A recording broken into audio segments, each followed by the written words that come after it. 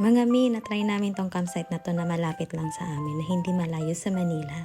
Sobrang nagustuhan namin yung place kasi very secured, accessible sa lahat ng sasakyan, kid and pet friendly din siya.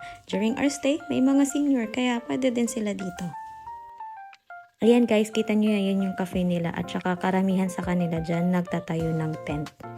Ayan. Mga mi, pwede kayo doon mag-day tour and overnight. Meron silang tent pitching, car camping, tent rentals, mga kubo. Meron din silang mga villa doon. For fees po, kindly visit their page na lang. Kami nag-tent pitching kami kasi may mga dala naman kaming gamit. Ang lawak ng area guys, kaya mamili kayo ng spot na gusto nyong tambayan. May cafe din sa loob ng camp at may 3 public CR sila. Tip? Sa ayaw maglakad ng malayo, mag-camp kayo sa hindi kalayuan sa CR.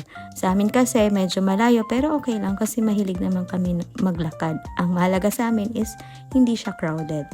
May infinity pool din sila guys, kaya perfect din to para sa mga mahilig magpicture. Kaya lang nung nagstay kami doon, medyo nalabuan ako sa tubig. Kaya ang ending, si Lila na lang yung naligo. Tip? Tsaka na kayo mag-pay for pool kung siguradong maliligo talaga kayo para hindi naman sayang yung pera. 200 each din ang pool, kaya easy. Ayan na yung tent namin. O diba kita nyo naman, walang katao-tao. Parang 3 tent lang ata kami, kaya nakaka-happy dahil hindi siya crowded. Perfect for meditation. Pero syempre kung maraming tao sa taas, magkakarinigan din kayo.